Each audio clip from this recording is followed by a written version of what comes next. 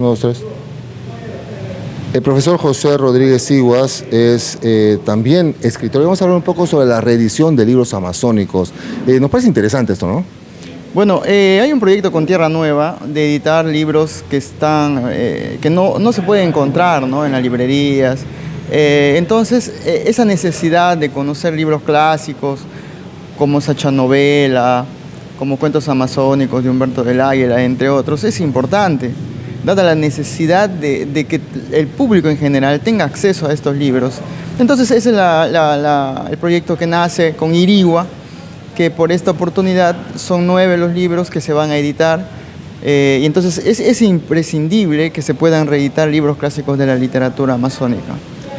Y estos libros, más o menos, usted que los ha leído, ¿cuál más o menos es la temática, para más o menos ir creando la expectativa?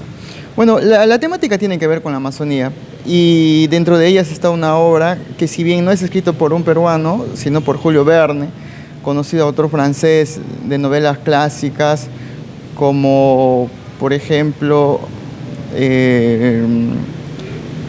Viaje en submarino, La vuelta al mundo en 80 días, entre otros libros clásicos. Tiene una obra que se llama La Jangada, entre otras que se ubican en el Perú y en la Amazonía, pero esta principalmente porque narra un viaje desde Iquitos hasta Pará, Brasil. Y básicamente lo que se trata es de acercar este libro, porque muchos lo hablan de La Jangada, sin embargo son pocos los que lo han leído. Entonces esa necesidad, por ejemplo, de tocar este tema de este libro que se publicó en 1881 es necesario. Y luego está, por ejemplo, un libro también clásico que no se conoce mucho, que es Apuntes sobre el viaje al Oriente Peruano, de von Hassel, un escritor alemán, que también es de 1905, que es indispensable que la gente conozca. Entonces, y así hay otros libros más, como 12 relatos de selva, de Fernando Romero, entre otras, que son indispensables para que el lector lo conozca. Y la temática básicamente es la Amazonía, la selva, pero en ese momento. Desde ese momento hasta hoy han cambiado muchas cosas. Por ejemplo, desde el trato con los pueblos originarios. Ese tiempo se hablaba de salvajes, de indios, de alguna manera desde un aspecto despectivo.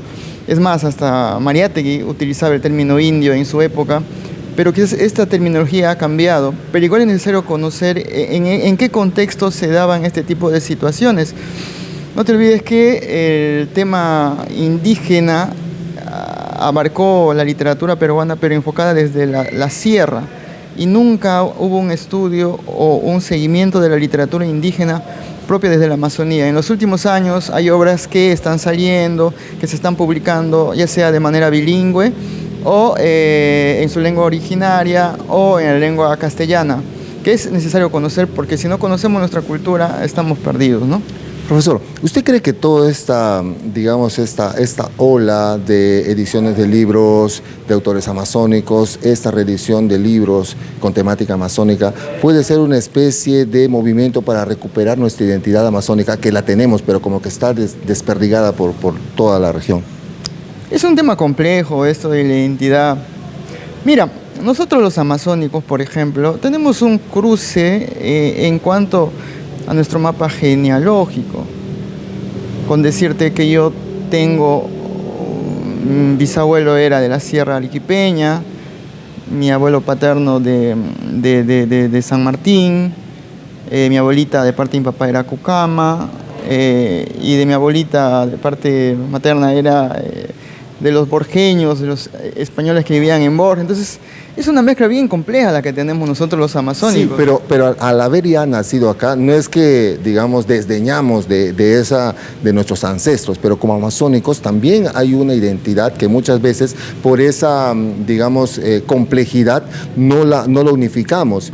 y queremos, por ejemplo, más ser colombianos o querer ser brasileros, pero no queremos ser amazónicos y desdeñamos, como usted dice, renegamos de nuestros orígenes indígenas, de nuestros apellidos. Muchas veces yo conozco, por ejemplo, algunos que no se ponen el apellido de la mamá porque es un apellido regional, digamos, indígena, ¿no? Pero el tener orgullo, el resaltar, el reconocer que antes que nosotros han estado acá nuestros ancestros, los indígenas, sería, pienso yo, que todo este movimiento de conocer, digamos, como usted dice, ¿no? En los libros, eso, de conocer cómo era antes, es un poquito conocer nuestro pasado y valorarlo en el futuro, en el presente.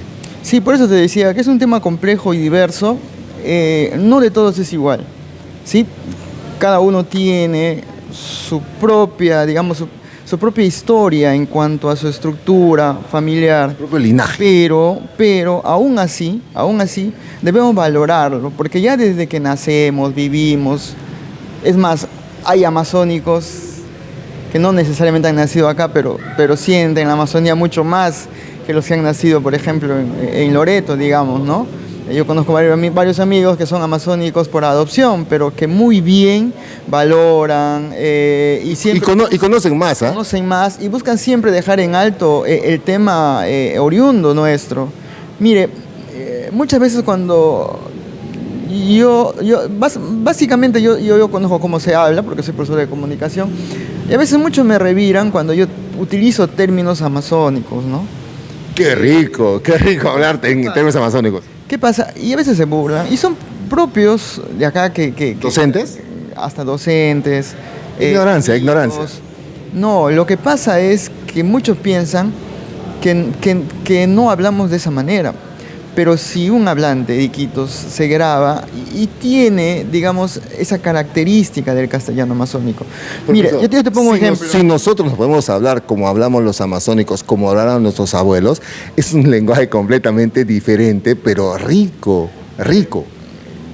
El padre Joaquín, que vivió en España hace muchos años, él siempre tenía todavía ese acento español. La pregunta es, ¿cómo en él no se pierde su acento? Porque está marcado muy fuerte por la identidad que tiene un argentino, un colombiano, mi cuñado cubano, por ejemplo. Ellos tratan de mantener a donde vayan el acento propio del habla de su idioma en ese contexto, en ese lugar. Ahora, ¿por qué nosotros de repente alguno va a la frontera, viene hablando como colombiano, sin necesariamente llegar a Colombia? O va a Lima un mes y viene hablando como limeño, ¿no? Yo creo que tiene que ver, como tú dices, un tema de identidad. ¿Puede ser complejo también? Sí, por ejemplo, yo reconozco en Jaime. Jaime siempre dice que es de antepasados chayahuitas, ¿no? Él lo expresa así, que hoy se llama Shawi, algunos lo llaman Shawi. Entonces, ¿cómo hacemos para, de alguna manera... ¿Para sentirnos orgullosos? Claro.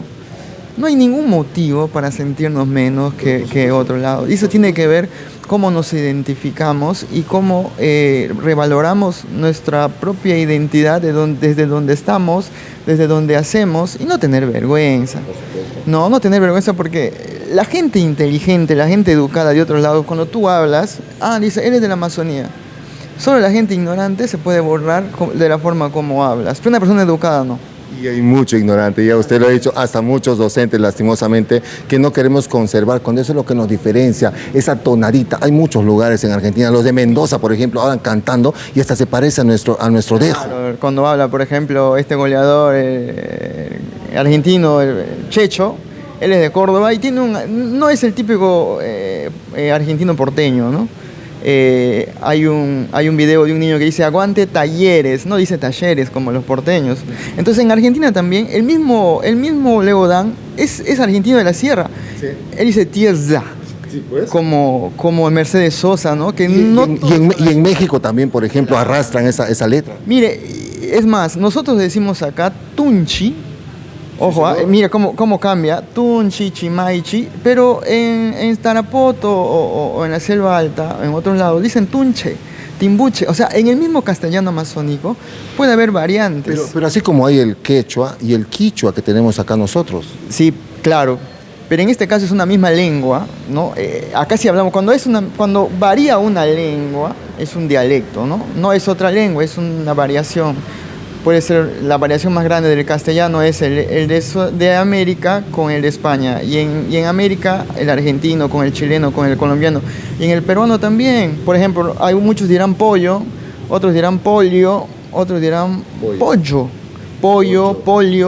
o sea, un mismo hablante o un hablante peruano puede diferenciarse también de la forma como se expresa, y esa variedad es rica, ¿no? Cuando dicen, por ejemplo, los de la costa, show, por decir show, por ejemplo, que nosotros, por ejemplo, tenemos esa unión de letras, la S con la H, que hablamos shipibo, chameco, shibé, chinela, entonces nos resulta fácil, pero para gente que no tiene de uso, digamos, en su lenguaje esta unión, les resulta complicado. Lo que pasa es que ojo, en gran minoría de hablantes hablamos así, shipibo. ¿Por qué? Porque en el castellano no existe ese fonema, no existe. Solamente en la Amazonía se da esa posibilidad. Por ejemplo, alguien que venga de Lima no va a decir chaluco, dirá chaluco, pero está bien porque en el contexto donde ha crecido así hablan. Sin embargo, nosotros en nuestra realidad sí decimos de otra forma. En el hebreo, por ejemplo, hay una letra que se llama la shin, y ellos, por ejemplo, dicen shalom. Por eso para los amazónicos cuando van allá no les resulta difícil decir shalom, shawarma. Los colombianos, los cubanos dicen, por ejemplo, shalom. Dicen, por ejemplo, por favor es bebacachá, y ellos dicen bebacachá. Sí, pues. Entonces, esa riqueza lingüística se debe mantener, ¿no? Sí, pero sí se ha notado que en los últimos años los pueblos originarios están perdiendo cada vez más sus rasgos culturales. Claro, es que se quieren mimetizar acá, quieren parecerse a los occidentales, a los de la ciudad. Gachet, que dice que justamente ese proceso se llama de mimetización, donde el indígena quiere parecerse al mestizo por una sencilla para evitar razón. ser discriminado. Por ejemplo, los tatuajes, que eran características de algunos pueblos, ya no los hacen.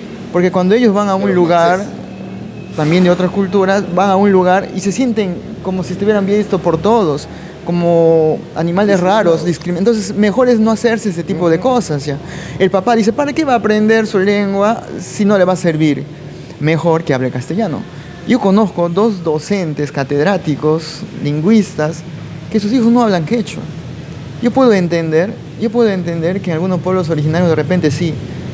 Pero ¿por qué alguien que ha pasado por la universidad, ha estudiado su especialidad en la rama, y sus hijos no hablan quechua, y ellos sí son hablantes del quechua? Entonces hay un tema también ahí, como digo, es bien complejo. Es bien complejo y bien interesante para hablar, y acá se nos acabó el tiempo, profe. Muchas gracias. ¿Para cuándo estarán esta reedición de los libros amazónicos? Bueno, se está trabajando en ello, estamos en el proceso de transcripción, corrección.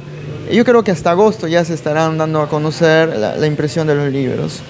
¿Sí? Que es una manera de reivindicar nuestra literatura, nuestra cultura, esperando que Tierra Nueva siga apostando por este tipo de producciones, ¿no? Necesarias para conocer más nuestra historia, nuestra literatura, nuestro linaje, como decías, y valorar lo nuestro. Eso es importante. Muchas gracias. Gracias, Ken.